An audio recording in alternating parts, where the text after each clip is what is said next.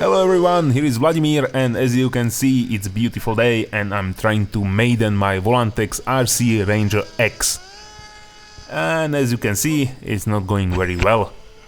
If you want something easy, try Twin Star. Just launch it and fly it. We had some issues with the Ranger. I remade it for 4S and use stock motor and change ESC to accommodate the 4S batteries. There are two 4500 4S.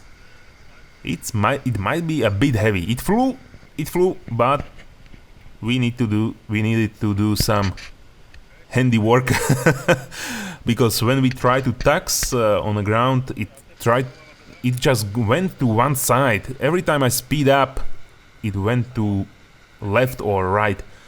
I tried to manage it with rudder, but yeah, it was a bit difficult. As you can see, nope, just don't want to go straight.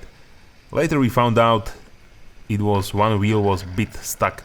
Meanwhile, these guys, also friends from FPV Slovakia, flew this beautiful model made of balsa, and really nice. I would be scared shitless to fly this one because my landings are not that great. And if you land this a bit hard, you might end up with pile of firewood. I must say there is something really nice on twin engine models, especially the power it have. Twin Star. I need to get one. Okay, we moved or basically bent the back wheel a bit. It taxed much better. Here you can see I'm trying to frolic on the ground just to get feel for it and basically prepare for the maiden. It still didn't move from the ground. Okay, this is it. We are going up, no matter what.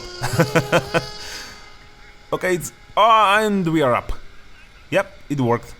We are in the air. It have a little bit long starting range, and in a second you can see my plane dipping really bad. Yeah, now and to the side.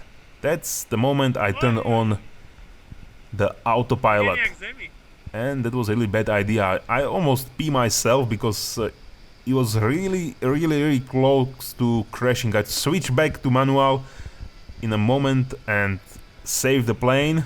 I don't know how, but it happened. And proceed to make circles around, try to trim it. We had to the elevator basically trim all the way down to keep it level. And yet it flew okay, but I think with the two 4500 4S batteries it might be a bit heavy. And also the CG seems to be not where the papers for the plane shown, but around 2 centimeters back. We moved the batteries later on a bit further back to the plane, and then it worked fine. It flew twice before we took it home, and basically I had to check the manual for the autopilot because yeah, I wasn't really. It was surprised. The dip was quite a surprise. Here I'm trying to land and I was too slow. Almost made it to the concrete. Almost, but not cigar. And I lost the camera in the front.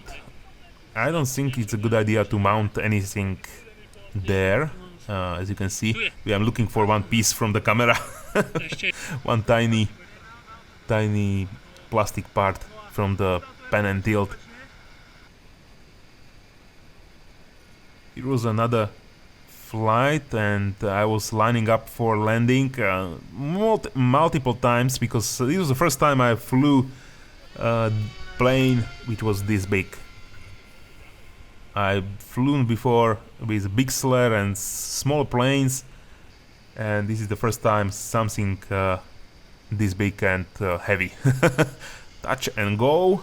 Didn't want that, but it was failed landing, but let's call it touch and go.